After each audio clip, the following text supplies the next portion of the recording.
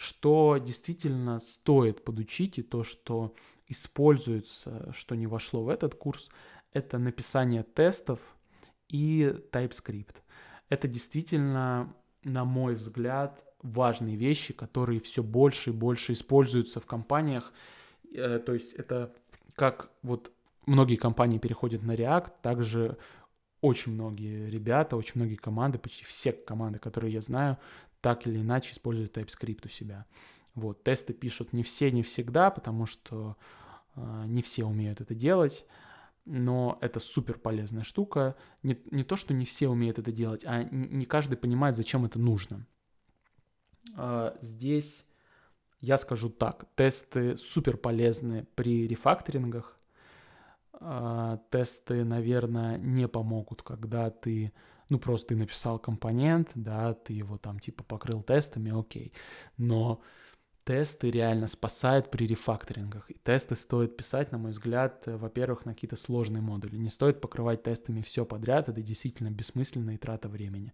То есть тестами нужно покрывать то, в чем вы не уверены, да, то есть в какую-то сложную функцию какую-нибудь стоит покрыть тестами, в которой, типа, происходит какая-то магия, да, и нужно вот как бы к тестам, вот лично я отношусь как к документации, то есть при рефакторинге, когда чувак приходит рефакторить, или даже ты приходишь рефакторить, ты же забываешь код, который ты писал, и ты должен как можно быстрее включиться в этот код, и при этом, сделав изменения, не сломать то, что уже было. И тут как раз очень сильно помогает тест. Окей, и типизация TypeScript.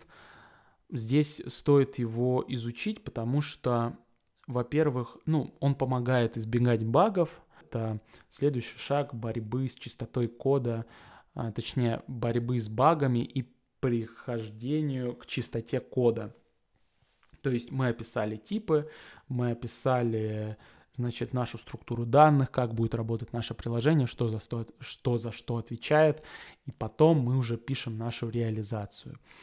Я бы, наверное, вот эти две вещи, два таких инструмента, на которые я бы обратил внимание в первую очередь, это тесты и типизация. Лично мы ВКонтакте в нашей команде пишем тесты на Jest, и мы еще используем энзим или энзим, кто как называет. Вот для тестов мы используем Jest, но мы еще для тестов, то есть я лично отношусь к тестам как к документации кода, поэтому во фронтенде не каждый день бывают функции такие сложные, которые вот нужно прям покрывать тестами, но часто бывают компоненты, которые имеют разные состояния, на которые ты хочешь посмотреть, не тыкая в интерфейсе. И для этого мы в одном репозитории мы используем Storybook, а во втором репозитории мы используем StyleGuideist. Вот.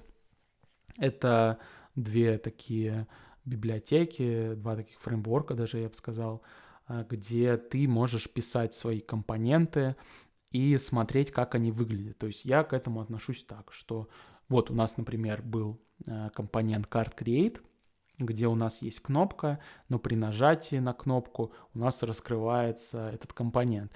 И вот, чтобы, например, не искать в интерфейсе там доски, да, или там еще что-то, и не протыкивать, мы открываем специальную страницу, наш там Storybook, например, и там все эти компоненты, все состояния прописаны. То есть, опять же, это борьба за понимание при рефакторинге и за проверку, да, то есть когда мы что-то изменяем, нам важно, особенно в большом проекте, не разломать все нахрен, и поэтому мы стараемся документировать всеми возможными способами.